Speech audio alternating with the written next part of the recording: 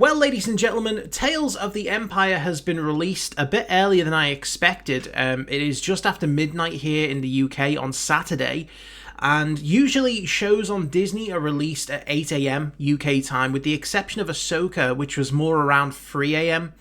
I don't remember it ever releasing directly at midnight, because technically it's still Friday in the US right now. Now, again, I know this is different because this is Tales of the Empire, very much like with Tales of the Jedi. It's a kind of short series, shorter episodes. They've dropped all 6 in one go, which I can't remember if that was the way it was with Tales of the Jedi. I'm never a huge fan of just like bulk releases. Again, I know this is a mini-series, the episodes are quite short, so, you know, it's again one of those where they probably thought, we'll just release them all in one go. It just, you know, I like to have things spaced out if I can possibly have it that way, but, you know, we're going to watch them all. The first 3 episodes look like the Morgan Elspeth episodes, and then the last 3 are the Barriss Offee story. So I've been looking forward to this ever since we got that surprise trailer about a month ago. And obviously we ended The Bad Batch earlier this week. It wasn't quite as dark an ending as I expected, but we've moved straight on to this show. I don't know how I'm going to structure my release schedule, you know, with, like, these episodes, because I was thinking they might be 1 a week, so I might just do these, like, 1 a day over the next week and just see how it goes. Obviously, this is the first time I'm releasing reactions on this particular channel. Everything Star Wars related is going to be here now, rather than on my other channel, which used to host all my reactions. But anything Star Wars related, including reactions, are going to be on here, so if you haven't, then do consider subscribing. So yeah, I'm quite excited. I don't know how long these reactions are going to be, because again, shorter episodes, but we're going to jump in. So why don't we watch the first episode of Tales of the Empire? So this, I assume, is going to be during the massacre of the Night Sisters, given all the stuff we've seen. Yeah. Once again, look how beautiful that is. Yeah. Battle droids have never been so accurate. Mother. Morgan, this way. So that's her mum. That makes sense now, if she dies defending the Night Sisters.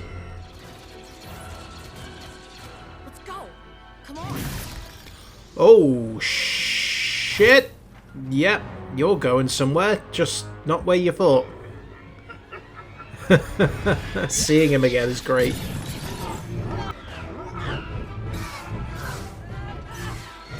I wonder if Grievous is going to have any actual voice lines, or if they're just going to reuse sound bites from the films.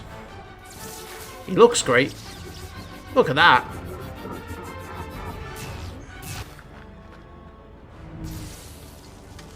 Oh, gotta love it when they, the lightsabers. Oh my goodness.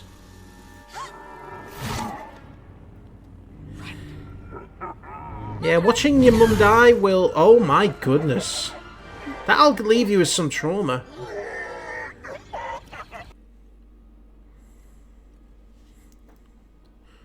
They're doing a good job at making the droids pretty intimidating. Then again, these are the commando droids.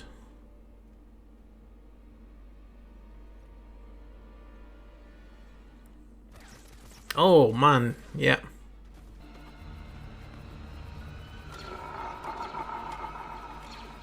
God, that's so... I mean, visually stunning, like, but also the laugh of Grievous, like... adds so much to it.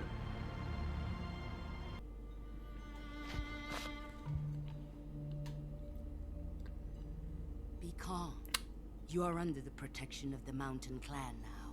The Mountain Clan? Is this a different sect of Night Sisters? Their is broken. Their spells have faded. Let me show you what this dark day has wrought. So is this clan like the opposite of the Night Sisters?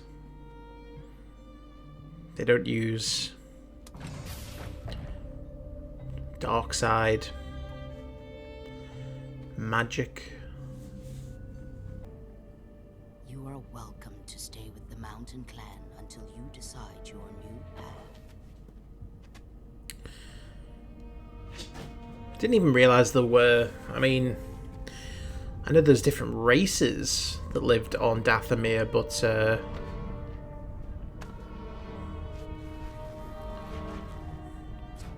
never heard of the Mountain Clan. I'm sure her clan didn't think it would happen either. Do not give your fears such fertile ground to take root. Yeah, I get the feeling like these are the antithesis of Morgan, the Night Sisters. you may join Nali if you feel so inclined. Kind of like the Jedi to the Sith. Do you think the droids will leave us alone? As long as we leave them alone. Nope, It's that's just- a If naive they came, point of how would we view. defend ourselves if... I hear Morgan Elspeth's words on your lips. We must trust our path. What is your path? Who are you? Why are you so confident? Like, the clan that got destroyed is like just down the road.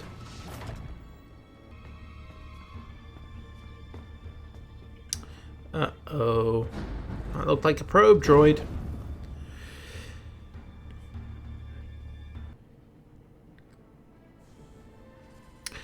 Oh, that's such a cool shot. And dead. Yep. You are not soldiers. She's gonna get them all killed. Oh, okay, she's got some magic of her own.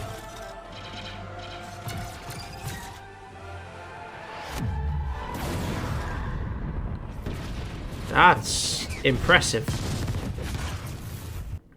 Now, where is my daughter? That was her daughter. Is she alive? It's true. I'm sorry. Oh no. Oh no. We've had a daughter watch the mother die and a mother watch the daughter die. I pity you, for I can see what is to come. Yep. Involves a lot of space whales and zombie stormtroopers. Mandalorian? Okay, so short and to the point, really, which is not unusual, I guess, for these kinds of episodes. They're not there to give you any kind of surprising narrative. You know, it's there essentially to give backstory. And, you know, I think that we all knew that the slaughter of the Night Sisters was going to be a focus.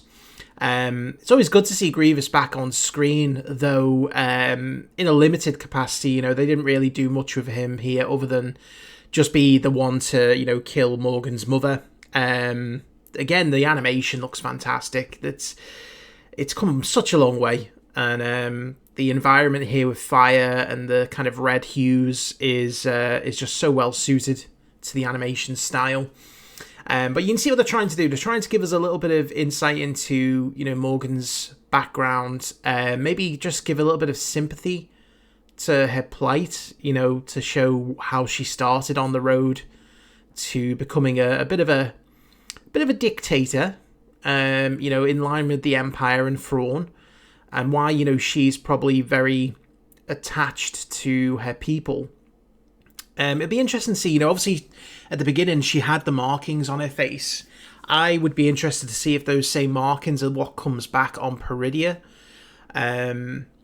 But, you know, it was alright for what it was, you know. Again, it kind of shows that there's a lot of diversity on Dathomir. It's easy just to think of the Night Sisters, but I guess there's multiple clans. And, you know, this clan reminds me a bit of, like, the opposite of the Night Sisters. It's almost like Mother Talzin's opposite, you know, the Yoda to the Palpatine, but just on Dathomir with whoever this woman was. I don't think they ever gave us her name, but she loses a daughter, which she seemed to take in her stride, all things considered. You know, I'd have been much more angry at Morgan for leading them into their deaths, really. That's what happened. So I'm assuming that episode 2 will be where we meet Thrawn for the first time, and we'll start to establish the relationship between him and Morgan Elsbeth, and we'll go from there. So, again, decent opening. I get a feeling that people who were not interested in a Morgan Elsbeth story are probably not going to find this all that enlightening, but I enjoy it for what it is. It's a pretty cool setting. It's, again, interesting to expand upon events that we've already seen. Obviously at this time, Count Dooku's getting his face burned up by Mother Talzin, and so to see what's happening to the rest of the Night Sisters is interesting, and to see again Grievous taking such delight in just killing people, being a villain, and again I suppose giving a bit of credence to his abilities. We only ever really saw him in the films, at least, dueling Obi-Wan. And, Obi-Wan, I think, is definitely one of the best duelers out there. But it's again, I think that it comes across in a way, because you don't really know what Grievous is capable of. It's hard to put that across in the films, but here it starts to give you more kind of background into Grievous's abilities, and it enhances, those fights. Anyway, we're going to jump on to the next one, so thank you very much for watching, and I will see you for episode number 2.